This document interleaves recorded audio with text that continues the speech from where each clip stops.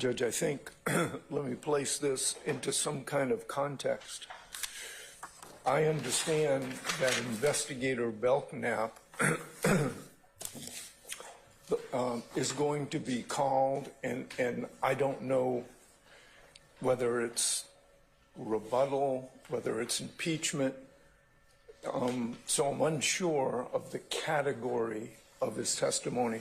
But I understand that he is going to be called with regard to Mr. Stephens, and that's Acts 52 through 54 that occurred on July 15th of 2015.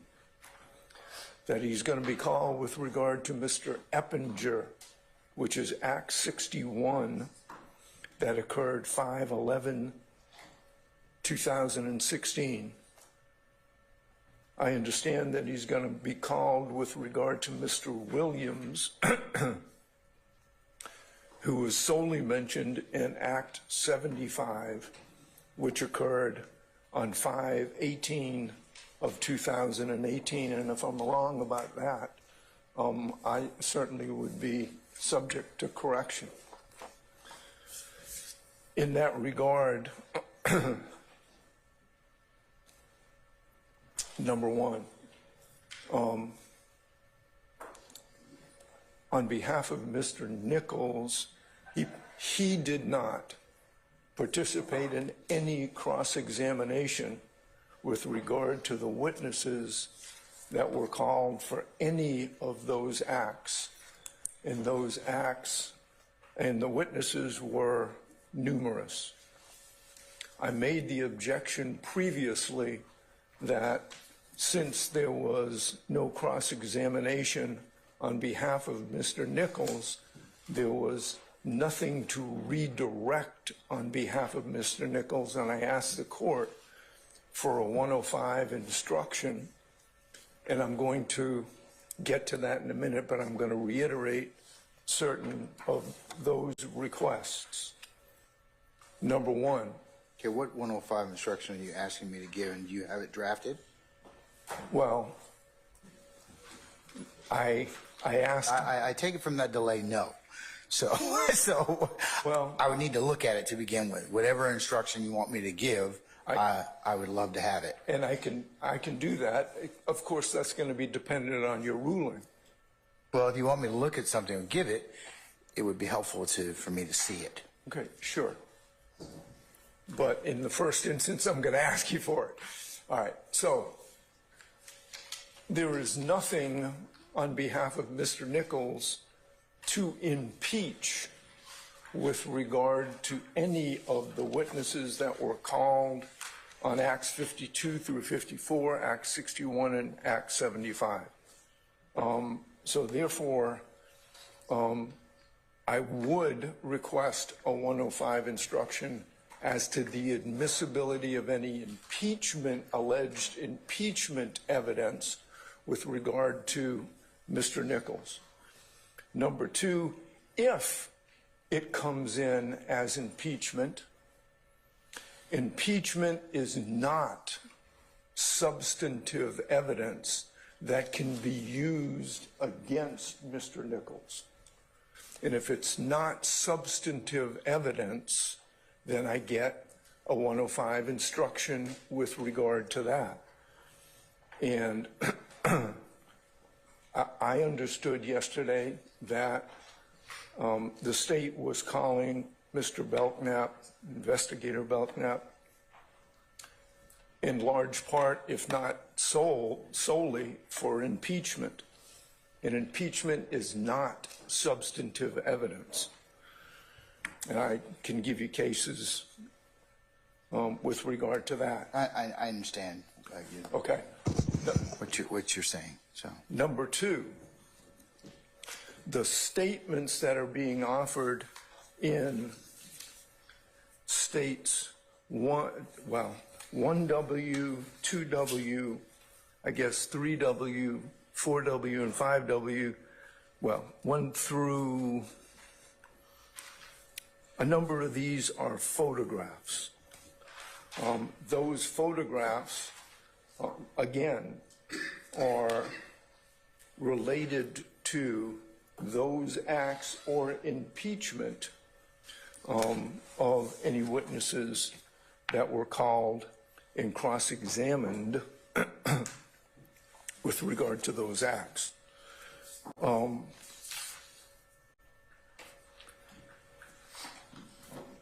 The tweets, that is, I believe, 21W through 42W are tweets without any context and in their single lines. I'm sorry, what did you say without context? One else? Yes. You said without context. What was the last thing you said? I'm sorry. Without context, they're single lines on unrelated dates from Mr. Williams, primarily. And they should be, if they are being used as impeachment, they should be used solely against someone other than Mr. Nichols. Who are the tweets referencing in 21? Well, whiskey to 42 whiskey.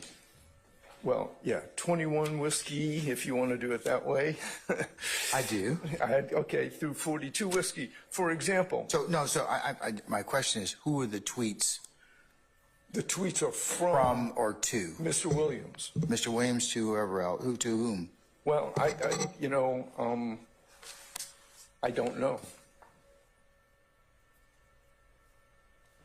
For example, on 21 whiskey, there is a August 31, 2011 tweet. On the same page, there's a December 15th, 2011 tweet. Might I say that the allegations in the indictment are from on or about January 24th, 2013 forward.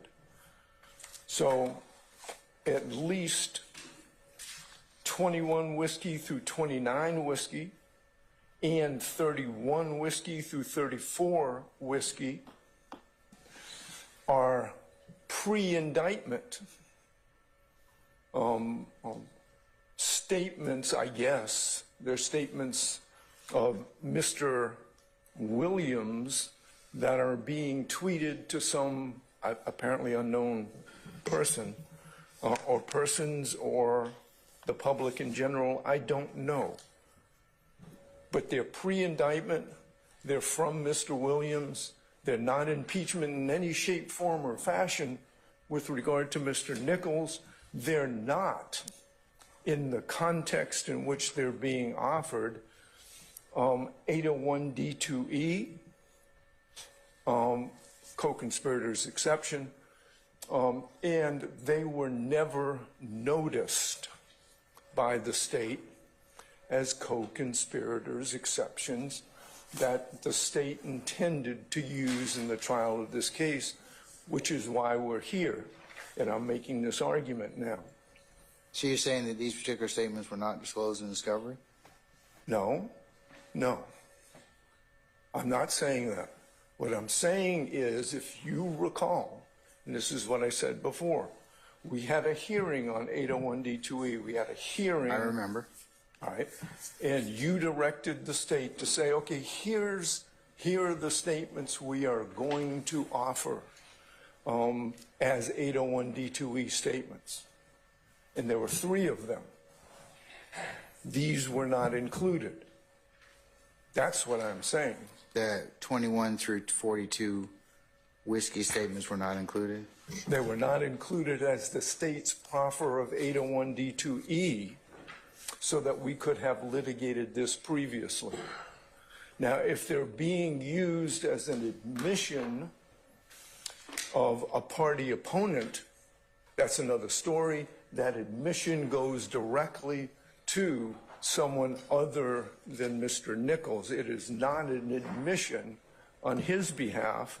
So I would want an a 105 instruction with regard to that. Plus, again, a number of these are pre-indictment, and they are in a pretty odd order. 21W contains August 31st, 2011, December 15th, 2011. 22W is December 5th, 2011. 23W is December 16th, 2011. 24W is December 14th, 2011. 25W is January 15, 2012. It's a crazy quilt of unrelated tweets with absolutely no context from what I'm confident will be identified as Mr. Williams. So there's no context there. So first, impeachment. Second, not 801 D2E. Third, if you look at the content is not beyond the ken of the jurors, so that I don't think that Investigator Belknap is necessary to testify as an expert witness. And for that proposition, that's still the law of the state. And I can give you the citations, and I'll give you the citations in seriatim in a minute. Now, I don't know. I do not know. I'm here advocating on behalf of Mr. Nichols. I'm assuming others will join in those. I don't know whether it is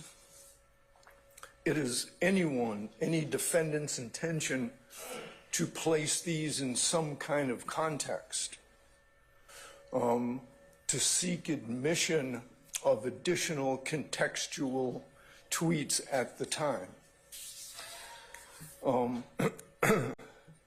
And I recall, because I was listening pretty closely, that one of the arguments that the state made previously was that if the rule of completion didn't apply because if there was some statement or other statements in these tweets that they would be inadmissible hearsay.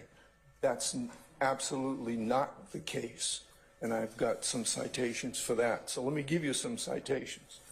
Impeachment is not substantive evidence. That's United States versus Feliciano, Feliciano, 761 Fed 3rd 1202, 11th Circuit, 2014. And any extrinsic evidence is barred by Rule 613B. The fact that it is not 801 D2E, we've argued that previously. The court knows the citations there. The content is not beyond the ken of the jurors is Cantrell versus the state at 360 Georgia Appeals 862. And you can use, for the proposition that you can use otherwise inadmissible and exculpatory evidence under Rule 106, comes from United States versus Baker, 432 Fed 3rd, 1189, pinpoint head note 31 at 1222 to 1223. In United States versus Paquette, Pacquette, at 557 Federal Appendix 933, 11th Circuit as well.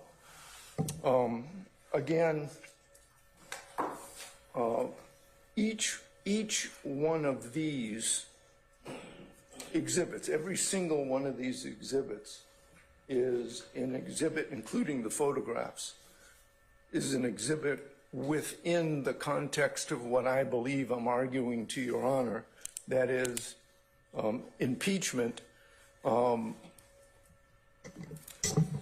therefore, on behalf of Mr. Nichols, based upon what I've argued to you, I have an objection to every one of those with relationship with regard to Mr. Nichols. That's 21 whiskey through 42 whiskey? No, that's one whiskey through whatever the last number is. 1 through 57 whiskey? Yes. Okay. All right, sir. Anybody else? Yes, Mr. Schardt.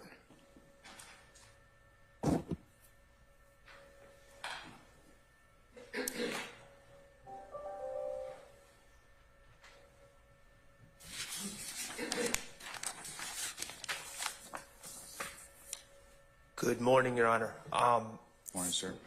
First, I would just like to renew the objections from yesterday regarding the testimony of Officer Belknap and adopt all the arguments made by Attorney Harvey on behalf of Mr. Stillwell. Additionally, Your Honor, as it applies to Mr. Stillwell specifically, my understanding from looking at the exhibit list provided this morning, the state is going to seek to admit a picture of Mr. Stillwell. Which one is it? State's Exhibit 51W. Whiskey, okay. Whiskey, yes, Your Honor. My understanding and belief, it's a picture of my client, Mr. Stillwell, with a gentleman who's now deceased. His name is Quinton Porter. I'm going to object to the admission of this photograph as irrelevant. What's a basis? Or you said it's irrelevant? Irrelevant, prejudicial character. Character. Mr. Porter, I believe the testimony will be, well, the testimony was already provided by Officer Belknap or Investigator Belknap that Mr. Porter is a gang leader or was a gang leader. The picture itself, and I can provide Your Honor with a copy, there is absolutely nothing, and in my See it? Yes, Your Honor. 51 whiskey.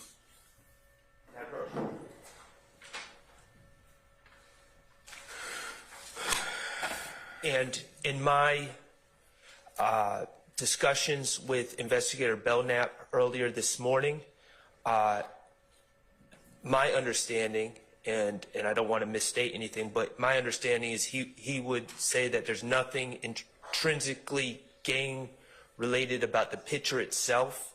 It's just merely that my client is in the same picture as Mr. Porter. That is what he sees as the relevance.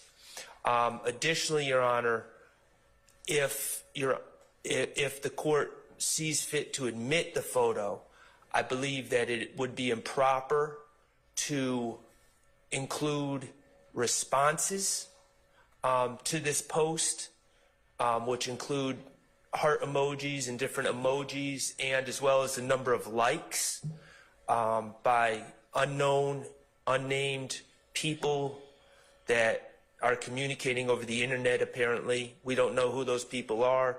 Those are out-of-court statements with no exception, hearsay exception, that they fall under to make them admissible at trial.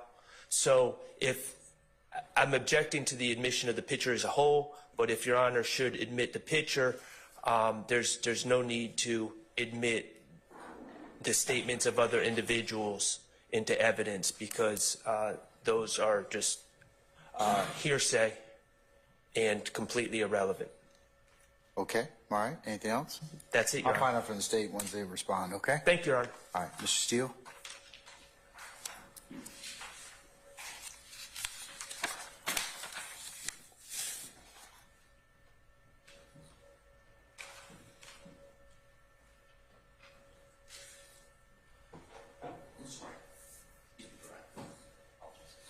Good morning, Your Honor. Good morning. Good morning, everyone. Your Honor, with the state's permission and assistance, I'd like to object to 4W, for whiskey. It's a photo of a text message conversation.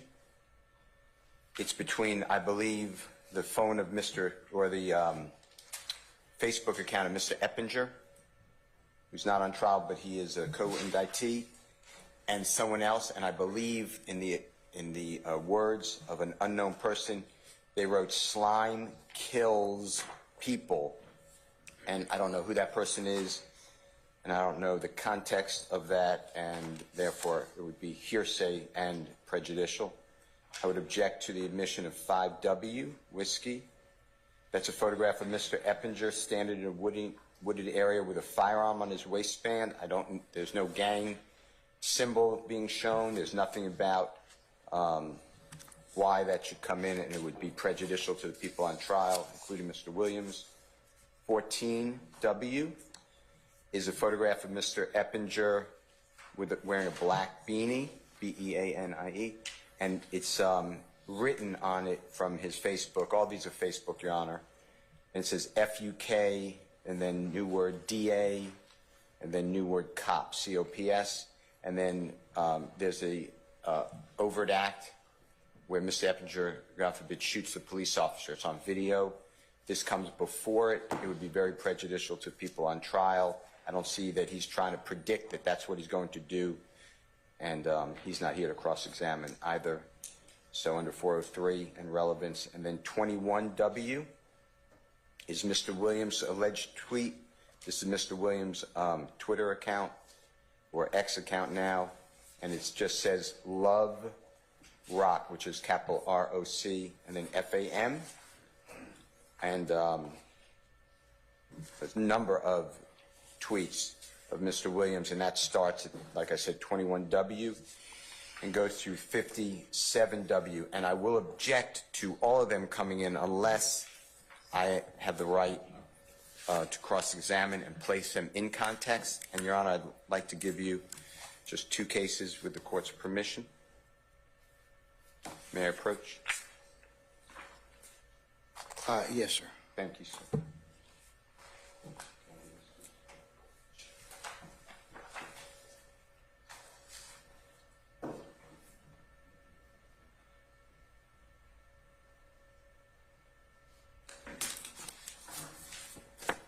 Your Honor, we had a conversation the other day about the rule of completeness. The state met me with a self-serving statement, cannot come in unless Mr. Williams testifies, and I disagreed. This honorable court did not let me play the song Droppin Jewels, and I don't want that to happen now because it's going to be in the same situation. So I gave this honorable court and the parties, and it's Morales, M-O-R-A-L-E-S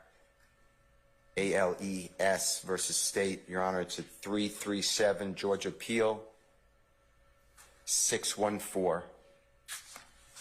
So 788 Southeast 2D 535, 2016 case.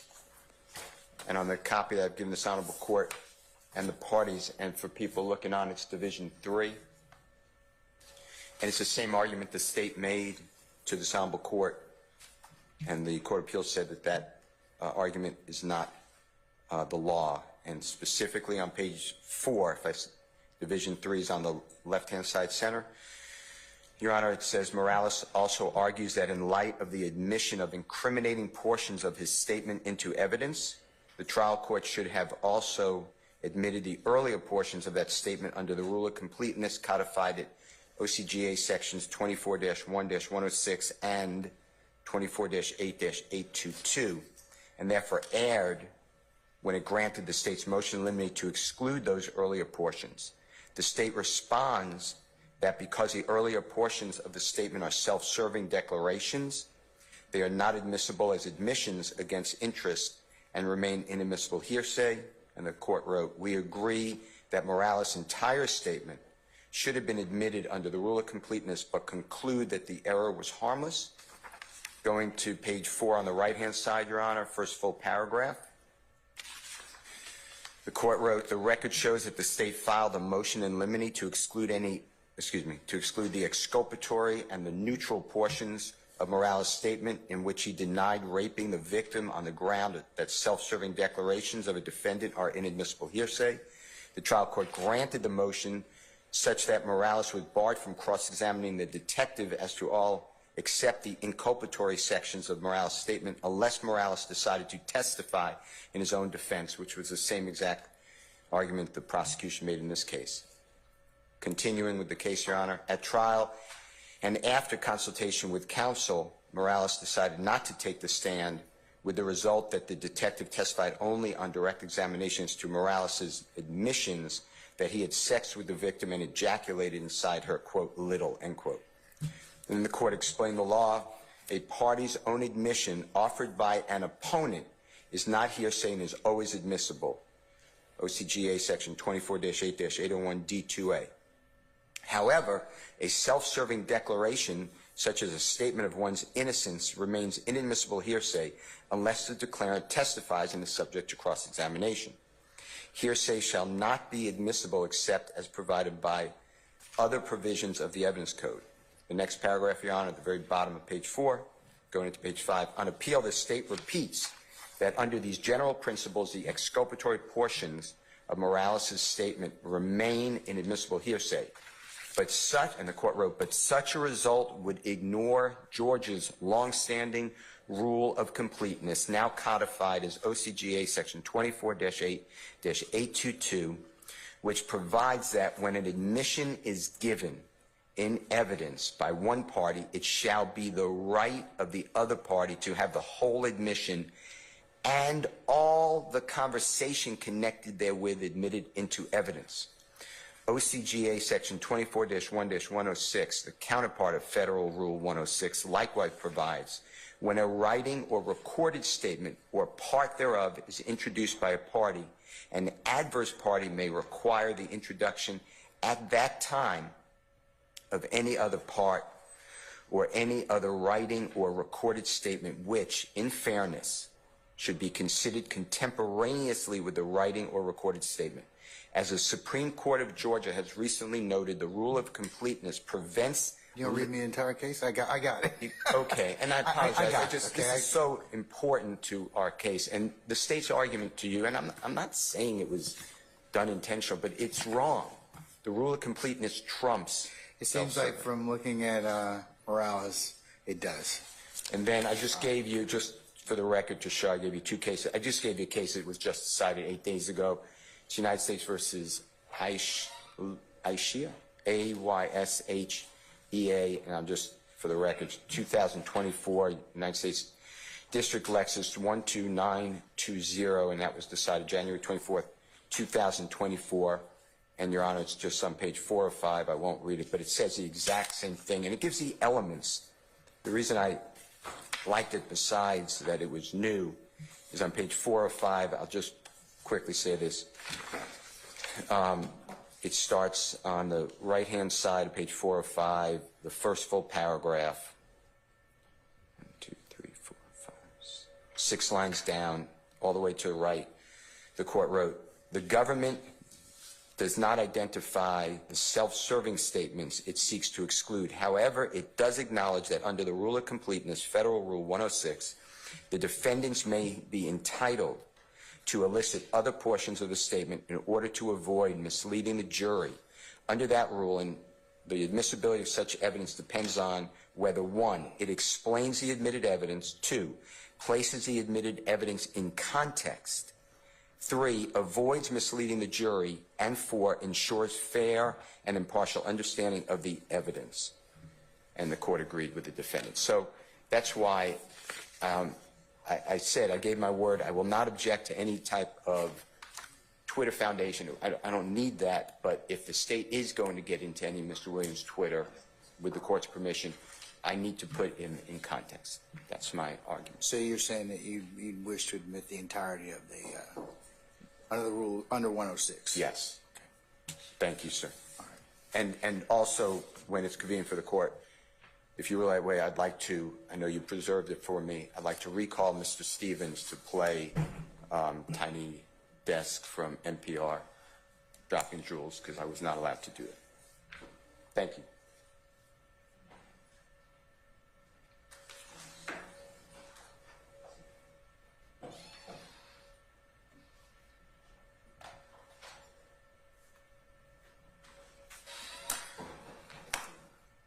Yes.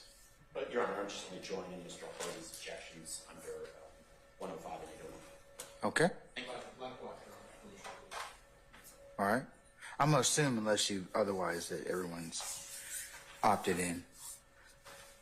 All right. Anybody else have any other independent argument or additional argument from the defendants before I let the state go ahead and do that after lunch? Because I have a prior existing commitment at 12:15. So, all right. Is there anything else I need to take up, folks? Once the state finishes their argument and I can rule upon this, is there anything else that we need to cover? Not after this is really. Okay. Mr. Steele, I have in my possession still motion limiting number 38, 39, 40.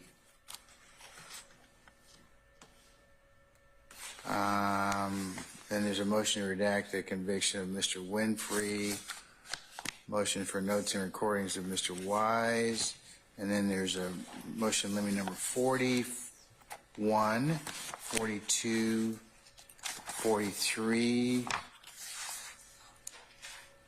and there's a motion for production.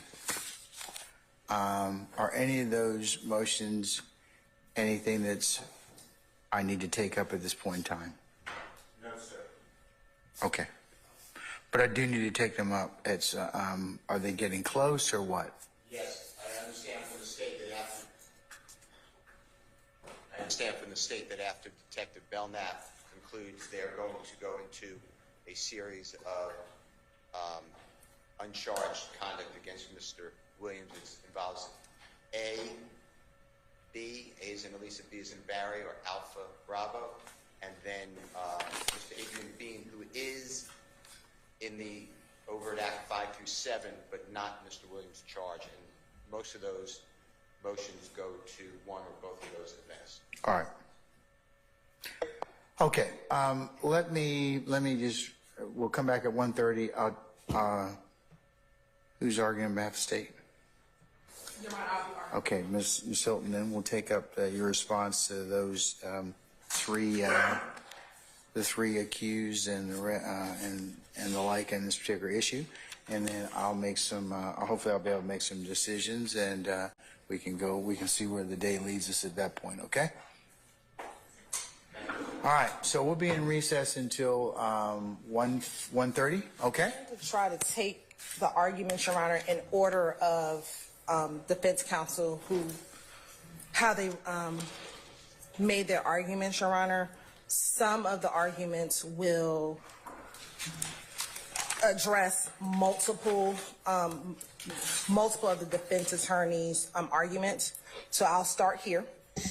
As far as I hate to do this to you, but I am. Okay. Because I'm that guy. Sure.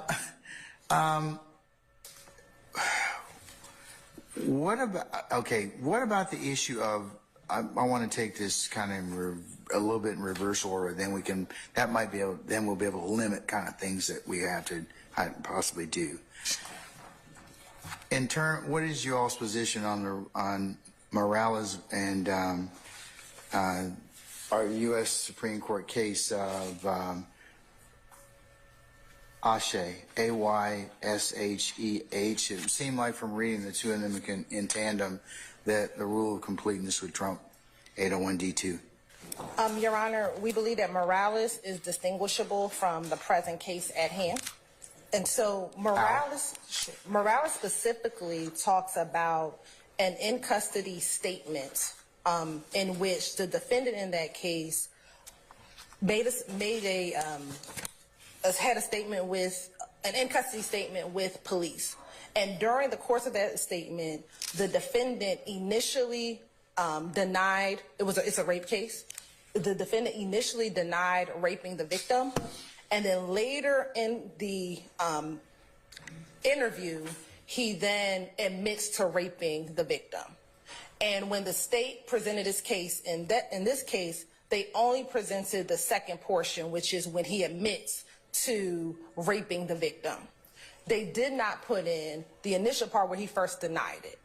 And so what the courts have said is even if that was a self-serving statement, that because it gives context for the rule of completeness in that particular instance, it was relevant to the first to the second portion, so that the state should have put in that entire statement. And that was a recorded statement, his interview. This is very distinguishable from Twitter and tweets, Your Honor.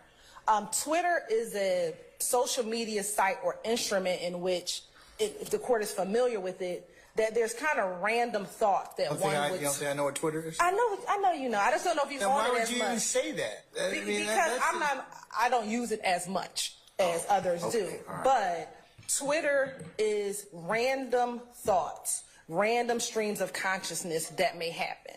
And on a particular day, and Ms. Knight, when she finished, we'll pull up some of the tweets.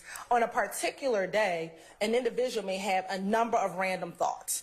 Thought number. But I guess they're arguing that that's the total of their, it's like Thoreau and stream of consciousness. Okay, but it's the totality of those particular thoughts. So what we would argue is, I'm sorry, Your Honor, I apologize. Go ahead. I'm sorry. What we would argue is if there was one tweet and the tweet said the sky is blue, and there's a response to that sky is blue tweet to put the sky is blue in context, then that would be the rule of completeness.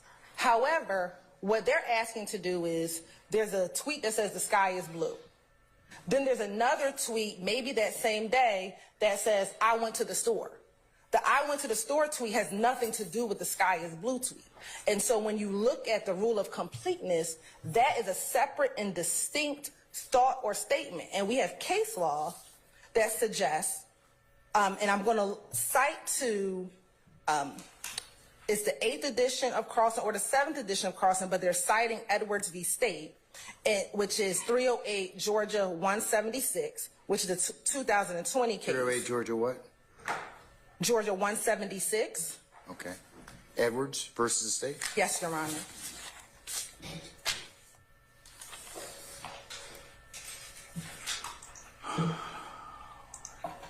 Give me a second.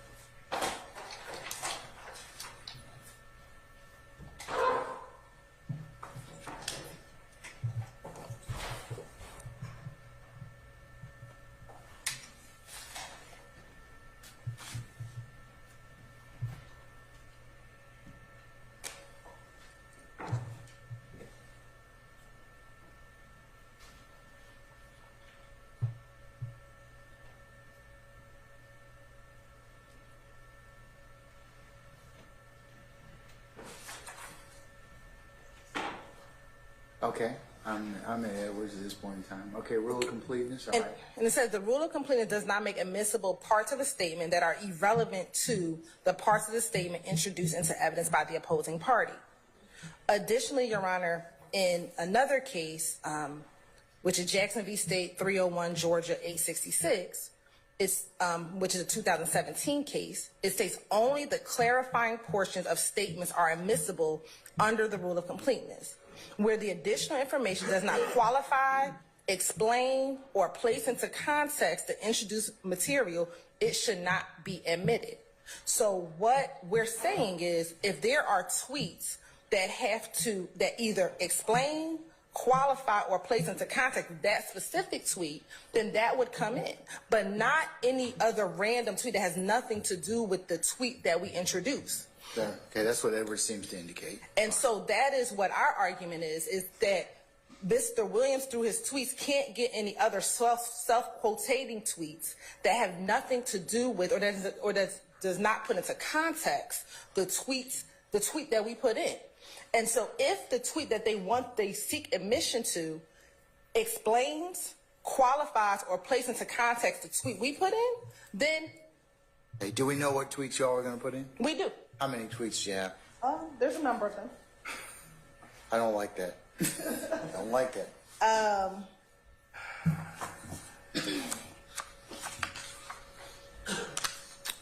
And we can show for the court the example, because the way that the tweets come in, we're going to first show the court State's Exhibit 21W.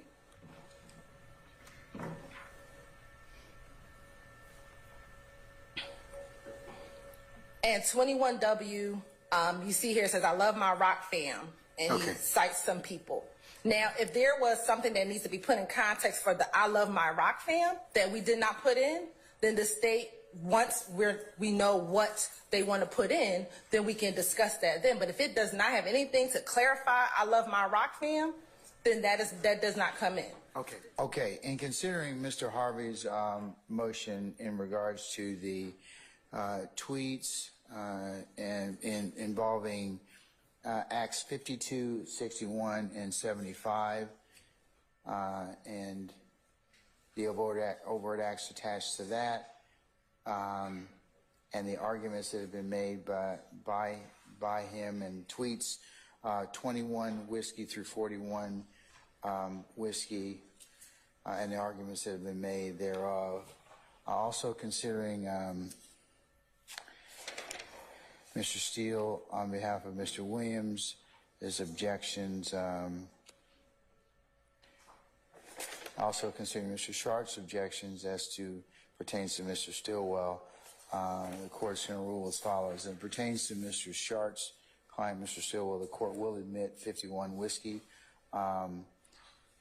with the redactions as noted below, to admit the plus sign in any of the conversations that are below the plus sign, except for the folks, we can hear you, and you're going to have Mr. Weaver's having a hard time taking you down, okay? So please be silent. All right. And December, instead of also the date will remain December 31st, 2019. All right. As it pertains to defendants Williams and Nichols, the court is of the opinion that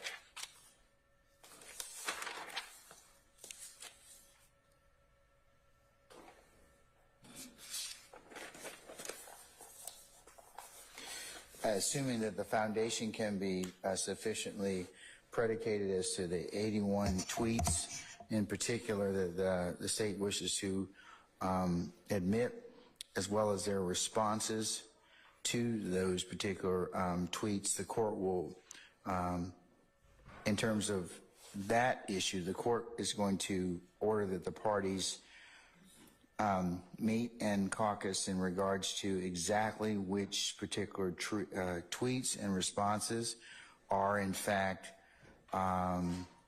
go together, and those will be permitted to be presented in front of the jury. I'll basically, as the court will reserve any issues in regards to the parties' inability or disagreements as to tweet and response and what goes with that. In terms of the rule of completeness, the court will not admit the entirety of Mr. Williams' tweets, but will admit those particular tweets that are responsive, and that would be in consideration of State versus United States versus AYSHEH, cited for the court yesterday, as well as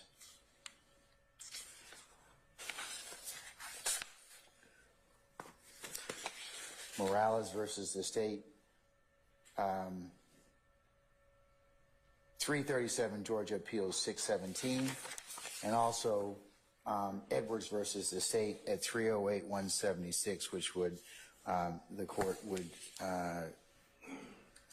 reading all three of those in conjunction would lead the court to believe that and rule that those particular tweets and the responses are the only things that would be admissible. So I will reserve my right to consider any other tweets and other admissibility as it pertains to the Twitter feed. Have you all identified that as an exhibit already? What state's exhibit is it? All of our tweets are.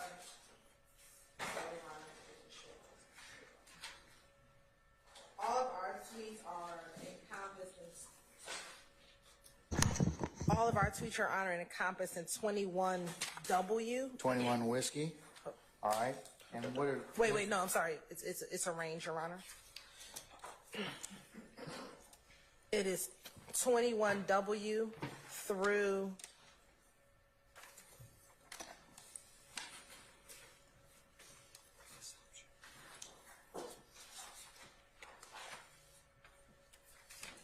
50W, Your Honor.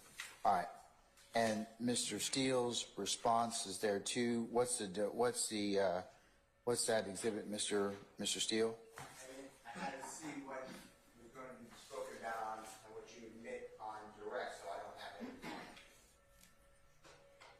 any. Is it labeled as one, just one exhibit, or is it labeled as individual? It'll be individuals because it'll go. I have objections, obviously, to certain of the tweets, but if they're let into evidence, for relevance purposes or character or something like that. But if you let it in, then I'll have certain tweets that go with it to make sense of it. So some of them may not come in. So I didn't mark anything. All right. I'd like you to mark those. I'd like you to sit down and mark those, and for you and the state to have a conversation about starting from 21 whiskey through 50 whiskey and the defense exhibits that would go along with it, so I can either rule and admit those particular, or at least pass on the evidentiary. Like if you tell me these three tweets are responsive to 21 whiskey, defense 5, 6, and 7, and I agree, I'm going to admit those. All right. If I don't admit one of them, at least then everybody knows I did admit that particular tweet. Okay, so you all, I'm going to put the onus on you all to work through that for the remainder of the afternoon as well as tomorrow, because it may require a little bit of work to do that, and then tell me on Monday which ones that you've all agreed upon. If you all have agreed upon it, then it can just be identified. And but if I need to rule on anything, or anything else needs to be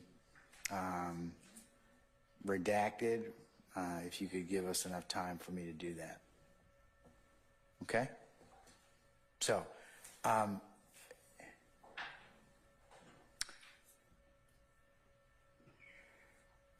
so I'll leave you, Mr. Steele and Ms. Hylton, for you all to work that out. You can meet as soon as we recess in order for you to take care of that. Okay? Yes, sir. All right. As it pertains to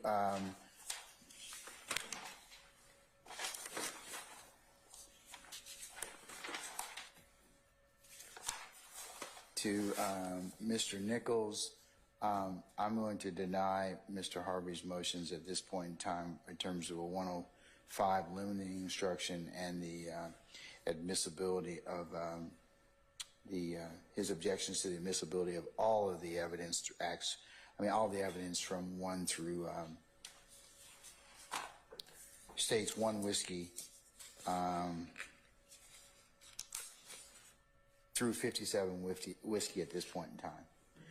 Mr. Harvey, I will reserve ruling on other issues related to whether or not I need to give any further instructions. That does not in any way waive or not reserve your right to object again, as well as to ask this court, should the evidence bear out, for me to ask for another limiting instruction, or for me to for a particularized jury instruction.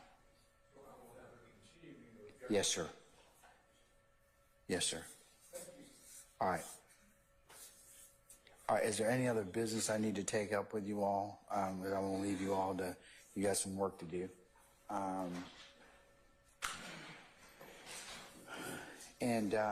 I will be here available should you need me tomorrow for your discussions, attorneys only discussion. But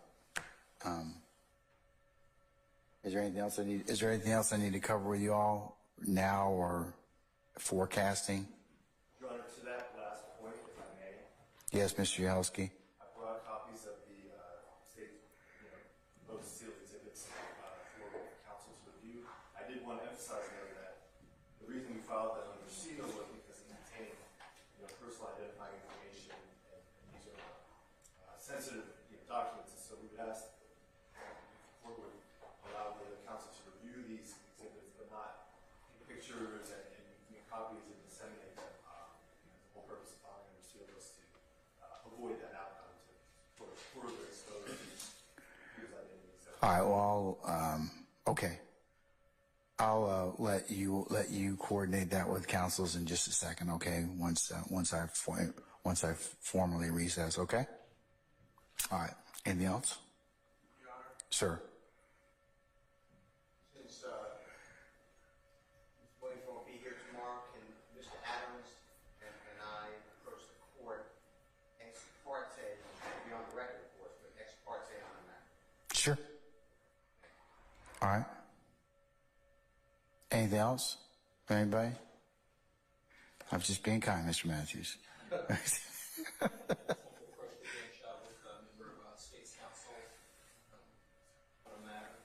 Okay, certainly, no problem. All right, is there anything else I need to cover with you all at this point in time? All right, okay, so, anything else I need to be made aware of in the next several weeks or coming up that potentially may be an issue that I need to be weighed in on at this point in time? Okay, all right. State, unless anything else? Your Honor, we may have an evidentiary motion to be held that we can apprise the court of.